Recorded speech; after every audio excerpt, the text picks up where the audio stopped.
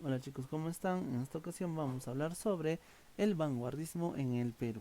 Para ello, nosotros debemos de aplicar los conceptos que habíamos aprendido en el vanguardismo europeo. En tanto a conocer y a recordar también que el vanguardismo fue un movimiento que sepultó varias prácticas clásicas dentro de la literatura y trató de que se olviden esas formas literarias clásicas o tradicionales de realizar arte literario.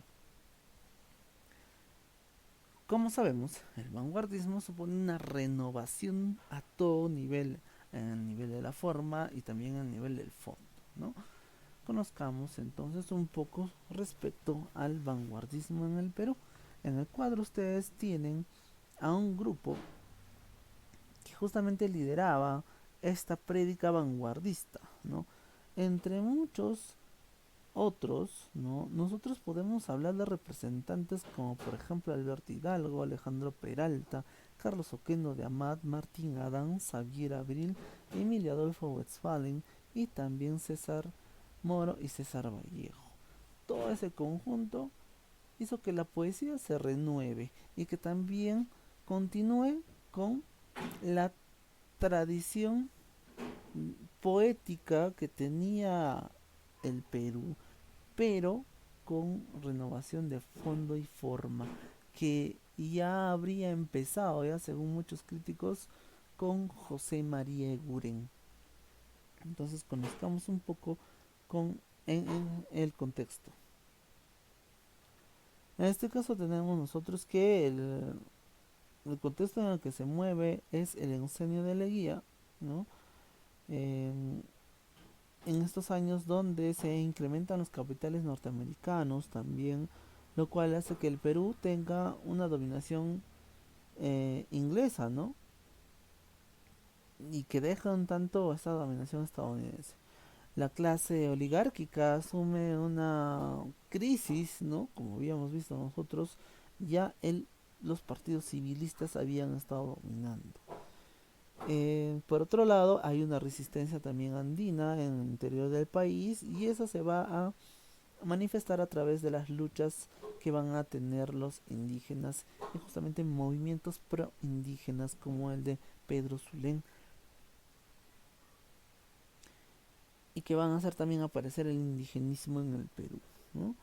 En estas luchas, por otro lado, van a hacer que aparezcan partidos políticos como el APRA y el socialismo que funda Mariátegui. Y bueno, en ese contexto estamos donde surgen simultáneamente el indigenismo y también el vanguardismo, ¿no? Como nosotros habíamos mencionado y habíamos hablado, la revista Mauta, dirigida por José Carlos Mariátegui, era la tribuna donde se difundían, ¿no? Simultáneamente estas dos corrientes, el vanguardismo y también el indigenismo. Em, Hablando un poco ya respecto a la definición de nuestro vanguardismo en el Perú, podríamos decir que esta se desarrolló entre 1920 y 1930. Estuvo conformado por poetas, narradores y ensayistas, la mayoría proveniente de regiones andinas que difundían en revistas como el Boletín Titicaca, Amauta y Flechas, ¿no? En poesía significó la pérdida del sentido de continuidad y un compromiso con la sociedad, un arte revolucionario manteniendo la influencia europea. Como había mencionado, acá nosotros tenemos el llamado Grupo Norte, donde figuraban varias eh, personalidades de la época, ¿no? Entre ellos está César Vallejo y Alcides Espelucín, que dentro del contexto eran muy conocidos. Habría que decir también que dentro de este vanguardismo peruano se distinguen dos vertientes. Una de las vertientes es el vanguardismo, ¿no? de, de orientación indigenista, que incluye, por ejemplo, autores como César Vallejo, Gamaniel Churata y el grupo Orcopata, ¿no? Que vienen de Puno. Y una vanguardia más inclinada al cosmopolitismo o más cosmopolita, en la que destacan, por ejemplo, Martín Adán, César Moro y Emilio Adolfo Westphalen.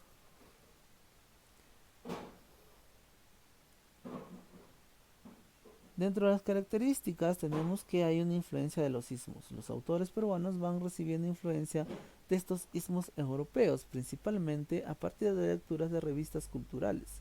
Así una influencia del surrealismo, el dadaísmo, el cubismo, existencialismo, entre otros. Y acá debo de precisar algo.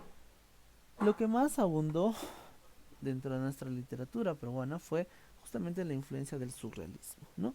Y eso lo podemos evidenciar en autores como Martín Adán, Emilio Adolfo Westphalen, César Moro, César Vallejo, ¿no? Que manejan justamente esta tendencia surrealista, esta tendencia a la evocación onírica de sus poemas o de sus imágenes dentro de la poesía, ¿no?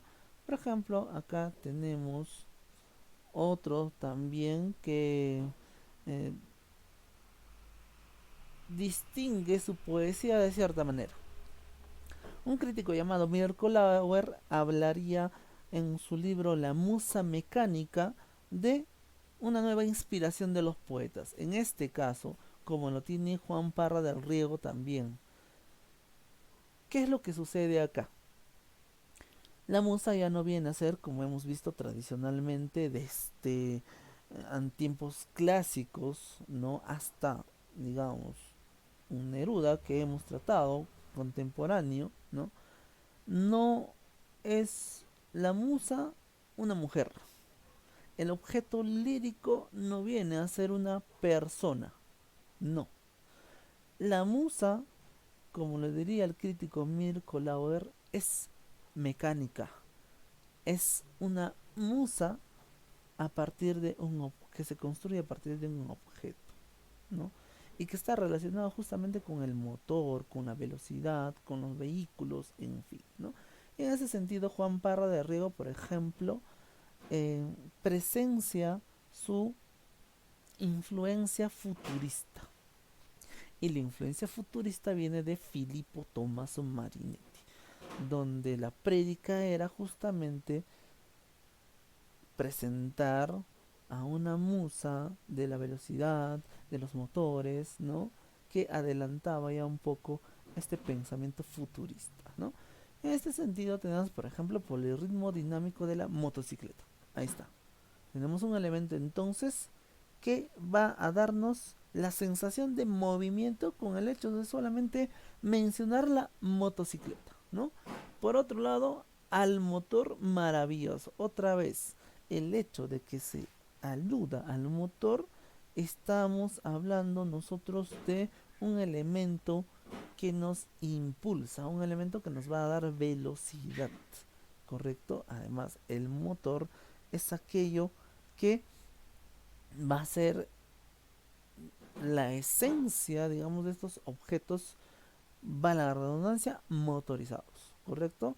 El carro, el ferrocarril, la motocicleta, no serían nada sin el motor. Y el motor supone también, o puedo deducir de ello, velocidad. Puedo deducir también vehemencia, rapidez, ¿no? En lo que se pueda hacer. Movimiento constante. Eso es lo que nos presenta entonces Juan Parra del Riego. Y digamos que es uno de los que quizás se aparta un poco de esta tendencia surrealista dentro del vanguardismo peruano. Por otro lado, hay que también mencionar que hay una universalización de lo andino. ¿Qué quiere decir esto? La presencia de elementos andinos vista como elementos universales, elementos que podríamos encontrar en cualquier otro poema y también que el lector se vea muy relacionado con estos elementos andinos, ¿no? Entonces, por ejemplo, uno típico, ¿no? Si hablamos de poesía, es César Vallejo.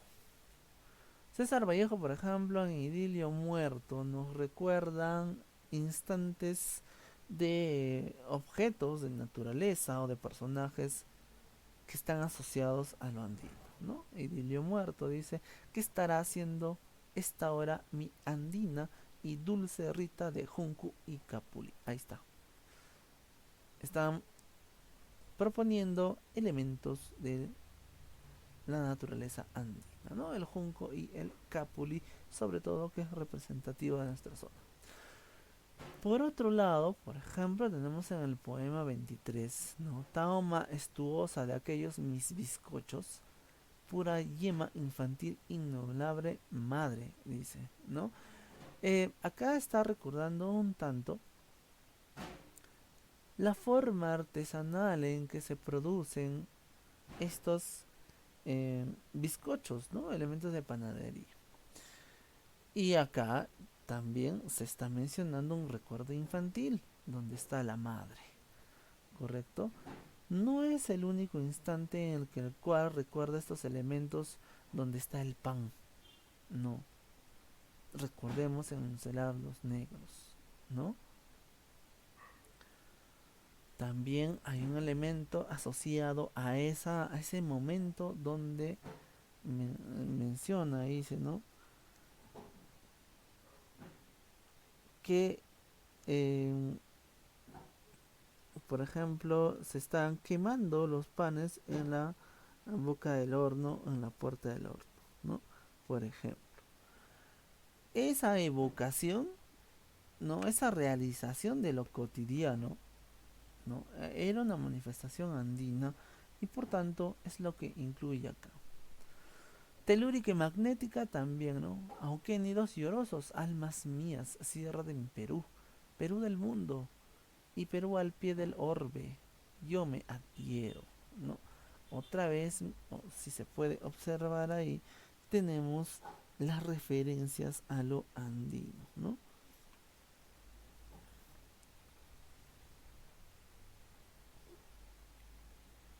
Ojo que no es el único que hace referencia a lo andino. Por ejemplo, también tenemos pues a Gamaliel Churata, ¿no? Con su pez de oro que hace justamente eh, una prédica, ¿no? Constantemente indigenista o indígena, ¿no? Donde recuerda la mitología andina a través de sus poemas, ¿no? Pero estos poemas tienen un corte también surrealista, lo cual hace difícil su lectura. Churata era un poeta poco conocido, ¿no? Pero que sí logró difundirse a través de eh, múltiples revistas o periódicos de la época para que puedan conocer también esa influencia vanguardista de su arte. Por otro lado, tenemos la experimentación lingüística y formal que vamos a evidenciar justamente en 5 metros de poemas de Carlos Oquendo de Amat. La idea de Oquendo de Amat era hacer de su poesía una poesía cinematográfica. ¿Qué quiere decir esto? Presentar al poema como si estuviesen viendo una película. He ahí la innovación justamente de Carlos Oquendo de Amat respecto a la creación artística, ¿no? Y era así. Él parecía que presentaba a través de fotogramas, por ejemplo, cada uno de estos poemas contenidos dentro de 5 metros de poemas. Y hasta lo otro que podemos también mencionar es que este poemario tiene ciertas indicaciones que el lector debe de seguir. Entonces hay una dominación también del lector, ¿no? Oquendo los lleva por donde quiere. Si ustedes se fijan en la disposición, los ojos van a tener que ir para que yo lea hacia el lado donde me está pidiendo el o me está, digamos, llevando las letras, ¿no? Entonces me hace bajar como en una escalera, ¿no? Tuve miedo y me regresé a la locura. Tuve miedo de ser una rueda, un color, un paso. Porque mis ojos eran niños y mi corazón un botón más de mi camisa de fuerza. Pero hoy que mis ojos visten pantalones largos, veo a la calle que está mendiga de pasos, ¿no? Ahí está. Entonces, acá vamos a tener otro elemento más de la vanguardia, que tiene que ver con el uso de la página en blanco, ¿no? Es decir, la disposición de toda la página. Tradicionalmente nosotros teníamos pues que en el poema solamente había un espacio que se utilizaba, nada más, y dejábamos en blanco todo un contorno grande, ¿no? Okendo no. Okendo trata de invadir, por así decirlo, la hoja y de esa manera justamente aprovechar todo el espacio, ¿no? Por donde se pueda desplegar su literatura. No es el único que hace experimentación formal o lingüística, ¿no? En ese sentido, es decir, de la renovación de las palabras. Hay otros más también, podemos mencionar en el caso de César Vallejo, que es aquel que experimenta más, por ejemplo, con la palabra, ¿no? Pero en experimentación formal, digamos que Oquendo de Amate es el único que ha renovado así de manera total en un libro. También tenemos el alejamiento del realismo en el sentido de que vamos a tener, como había mencionado, poemas que circundan con el sueño, con lo onírico, con imágenes partidas y con imágenes que también van a presentarnos realidades, por así decirlo, de ensoñación o de sueño, ¿no? Y acá tenemos, por ejemplo, a César Moro con la tortuga ecuestre, que experimenta ahí la escritura automática. Y la escritura automática tiene que ver con su realismo, ¿no? Y va hilando ideas tras ideas de forma aparentemente incoherente. Aparentemente se dice por qué, porque un lector, pues, incipiente, ¿no? Un lector que está acostumbrado a leer textos, digamos, sencillos o básicos, no va a entender a Moro. ¿Por qué? Porque como cada poeta maneja un sistema de significados o de símbolos también, ¿no? Y que cuando se nos presenta una obra surrealista, por ejemplo, nosotros debemos de asociar de manera distinta los elementos para poder conocer las ideas que nos está dando el poeta. Ahora, hay que decir que César Vallejo es un poeta netamente erótico y como dirían, por ejemplo, Yolanda Westphalen, una de las críticas respecto a la poesía de César Moro, diría, por ejemplo, que eh, Moro es un poeta descuartizador, ¿no? En ese sentido quiero precisar lo siguiente, que Moro explora el cuerpo humano y como lo explora parte por parte y va asignándole simbolizaciones o significados a cada una de las partes, ¿no? Y en ese sentido, Westphalen, Yolanda, dice que Moro es un poeta descuartizador, ¿no? Porque va explorando el cuerpo parte por parte, ¿no? Descuartizador en un sentido literario. El olor y tu mirada, dice, el olor fino solitario de tus axilas. Miren esa referencia que está haciendo Moro ahí, ¿no? Que por ejemplo a nosotros nos podría producir cierta sensación un tanto incómoda. Un hacinamiento de coronas de paja y heno fresco cortado con dedos, y asfodelos y piel fresca y galopes lejanos como perlas, ¿no? Ese es el olor fino, dice, de sus axilas. Más que se parecerá, ¿no? Dolor de cabellera bajo el agua azul con peces negros y estrellas de mar y estrellas de cielo bajo la nieve incalculable de tu mirada. Tu mirada de oloturia, de ballena de pedernal, de lluvia de diarios de suicidas húmedos, de ojos de tu mirada, de pie de madrépora, ¿no?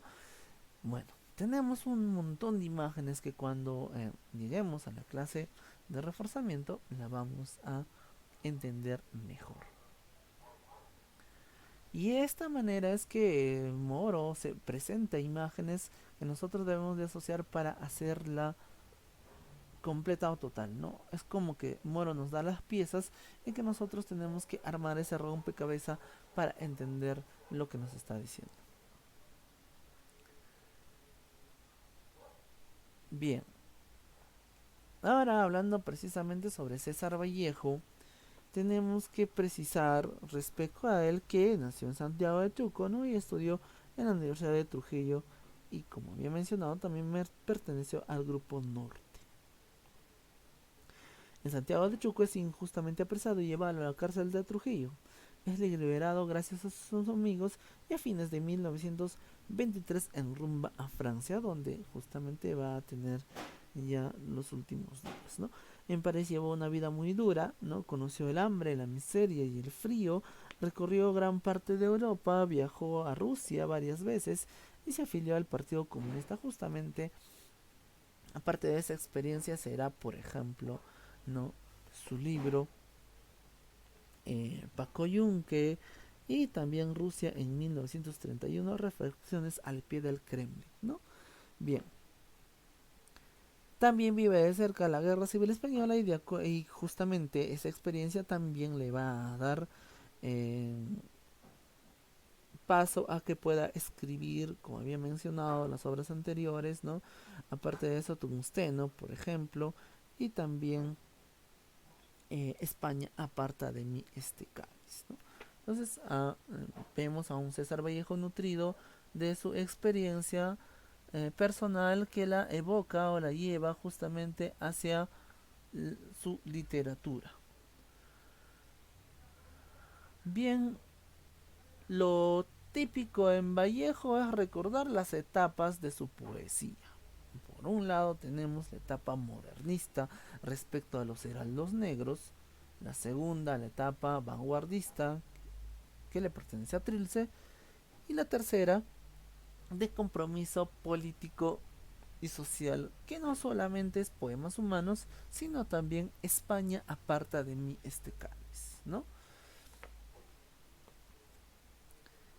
Por solo hablar de ciertas características de la heraldos negros, deberíamos de mencionar, por ejemplo, que se emplea la métrica y la rima, típica en los poemas de heraldos negros, ¿no? Desde el inicio, justamente, el poema inicial, los heraldos negros, lo tenemos, por ejemplo, también en Dados Eternos, ¿no?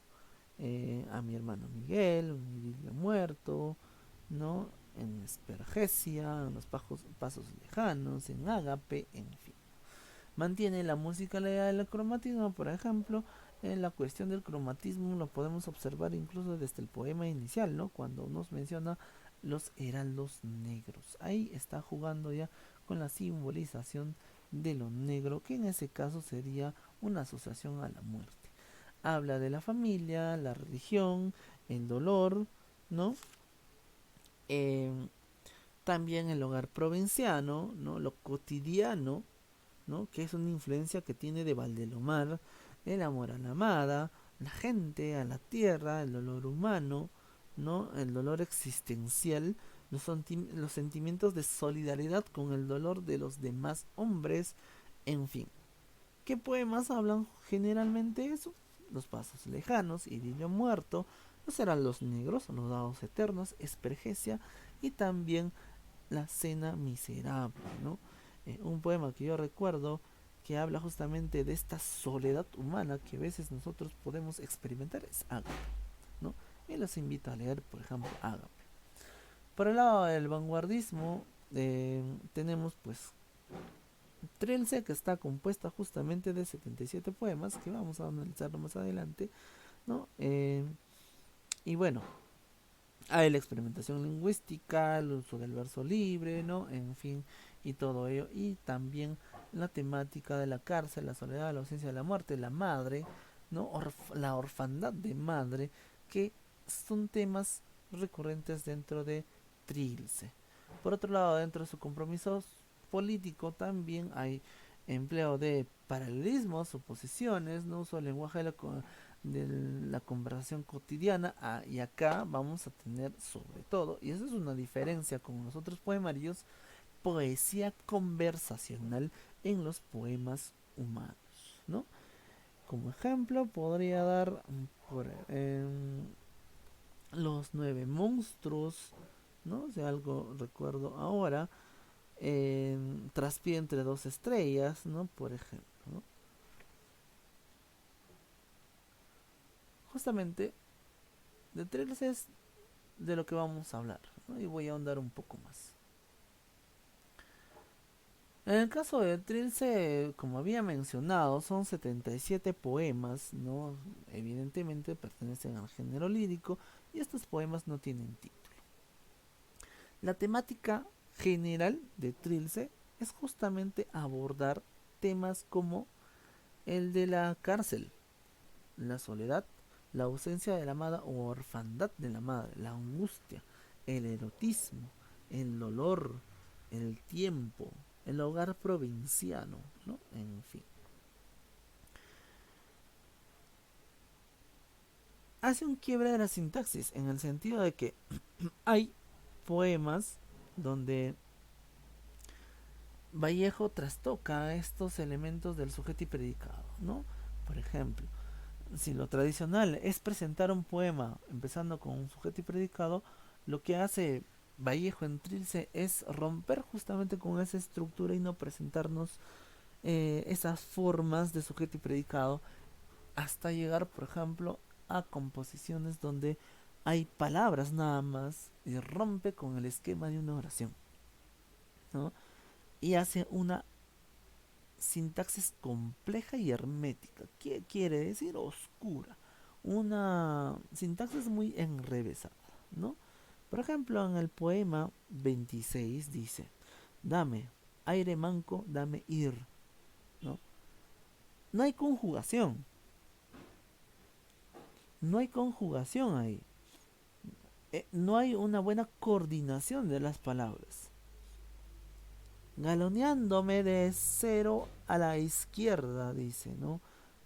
No hay, evidentemente, lo que nosotros buscamos como sujeto y predicado. Cuando hablamos de una ortografía caprichosa, estamos hablando de, por ejemplo, poemas donde él utiliza solamente palabras, ¿no? Que le cambia justamente si se escribía, por ejemplo, con B, él escribe con V, ¿no? O si se escribía con V, él cambia por B y así. Esa es una ortografía caprichosa, que la vamos a ver en los ejemplos. ¿Qué más tenemos? El empleo de neologismos. Un neologismo es la creación de una palabra, ¿no? Nueva. Y tenemos varios, ¿no? Por ejemplo, le dice cancionan, oberturan, pupilar, rumbe, ¿no? Galoneándome, iridice, ¿no? Eh, todavisa, torosa, insectiles, tempranía, en fin, ¿no? Podríamos hacer todo un listado, ¿no? Como lo hace, por ejemplo, Marco Martos en las palabras de Trilce. El uso de guarismos, los guarismos son el uso de la numeración, ¿no? Por ejemplo, en el poema 7, él menciona y dice, pues no es deis uno, ¿no? Que resonará al infinito, y no deis cero, que callará tanto, hasta despertar y poner de pie al uno, ¿no? Y va utilizando, generalmente utiliza el uno y cero en el poema 7, ¿no? Y hay referencias evidentemente sexuales también. Las onomatopeyas respecto a la reproducción de ciertos sonidos y sonidos que, mmm, como se pueden observar, quizá en algún momento no tienen significado alguno, ¿no? Eh, y va repitiendo para darle quizá un tanto de movimiento, como el rrr que hace, ¿no? En ciertos poemas, y solamente es una repetición constante de eso. Veamos entonces que nos presenta, por ejemplo, en el poema 1 de Trilce, tenemos que evidentemente hay el desarrollo de la experiencia carcelaria, ¿no? Al hablar de la defecación y uso simbólico de lo grotesco para apartarse de la influencia moderna. Por otro lado, el empleo metafórico de la defecación como propuesta de una poética referida al arte de escribir, ¿no? Esto lo vamos a analizar. ¿Por qué eh, el uso metafórico de la defecación, ¿no? Lo vamos a analizar en la clase de reforzamiento. Por otro lado, tenemos también, por ejemplo, los siguientes poemas. El poema 18, el poema 3 y también el poema 65. ¿Qué es lo que vamos a ver acá? Los temas recurrentes en Vallejo, sobre todo en Trilce, ¿no? la cárcel, en la angustia, que están mencionadas ahí en el poema 18. Por otro lado, la soledad también, que no es un poema, perdón, no es un tema nuevo, sino que es un tema recurrente. Revisen, por ejemplo, Ágape en Los Heraldos Negros, ¿no? Y la madre también igual, no solamente acá, sino también su obra narrativa como en escalas melografiadas la podemos ver. Entonces, estos tres poemas giran, como había mencionado, en el primero, en la cárcel en la angustia, el segundo en la soledad y el tercero en la ausencia u orfandad de la madre. Por otro lado tenemos también lo que había mencionado con respecto al uso de los guarismos. No es el único poema donde se utiliza guarismo, no. También hay empleo de las onomatopeyas, como cuando dice ¿no? Le da movimiento, ¿correcto? Le da movimiento. La utilización de las onomatopeyas en los poemas de Vallejo es para darle movimiento, ¿no? Velocidad, pero no está asociada al futurismo puesto que no hace referencia a elementos motorizados. Y hay una distinción. Y el reflejo de la oralidad también a través de ciertas palabras, ¿no? Por el lado de Poemas Humanos, publicado en 1938, perdón, 39, ¿no? Vamos a ver que acá también hay una innovación en los poemas. Contiene más o menos 90 poemas, ¿no? Y 13 son escritos en prosa. Su poemario tiene una característica de poemas conversacionales, ¿no? Usa mucho la conversación, es decir, el yo poético se dirige al lector como si le estuviese hablando. Y esa es una característica esencial dentro de Poemas Humanos. Por ejemplo, en uno de ellos le dice, pero si tú calculas en tus dedos hasta dos, es peor. No lo niegues, hermanito. ¿Que no? Que sí, pero que no. Le dice, por ejemplo, el yo poético al lector, ¿no? Y de esa manera utiliza su estilo conversacional. A nivel de temática, nosotros tenemos que acá se maneja el hambre, la pobreza, el cuerpo, la solidaridad, ¿no? Que son temas recurrentes dentro de poemas humanos.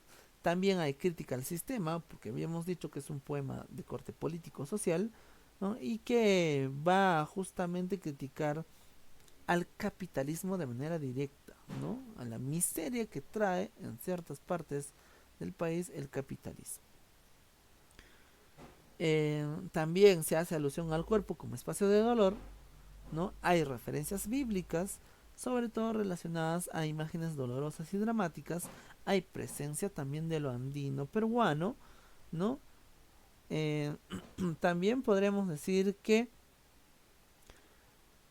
su poesía se vuelve más dramática todavía a través de los paralelismos, de las oposiciones que va a hacer referencia Vallejo en estos poemas.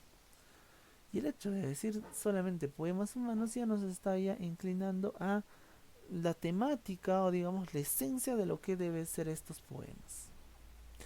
Traspié entre dos estrellas es uno de los poemas también representativos de Vallejo donde nos va a presentar, por ejemplo, la exageración y que va a intensificar la miseria, ¿no? Hay gentes tan desgraciadas que ni siquiera tienen cuerpo. Miren la despersonalización que hace Vallejo. Está exagerando, ¿no? Por supuesto. O sea, una persona no tiene ni siquiera su cuerpo, ¿no? Cuantitativo el pelo, dice. Es decir, no tiene mucho pelo. ¿Qué significará eso? Lo vamos a analizar en la clase, ¿no? Baja en pulgadas la genial pesadumbre, ¿no? Miren cómo intensifica la miseria. Por otro lado, tenemos que hacer referencias bíblicas. ¿Y por qué Vallejo hará referencias bíblicas? Otra pregunta que queda para resolverla en la clase de reforzamiento, ¿no? Está asociada al dolor, nada más lo voy a decir. Y por último, ¿no? También tenemos el sentimiento de solidaridad con los desdichados, ¿no? que Vallejo justamente siempre lo va a mencionar en su poesía.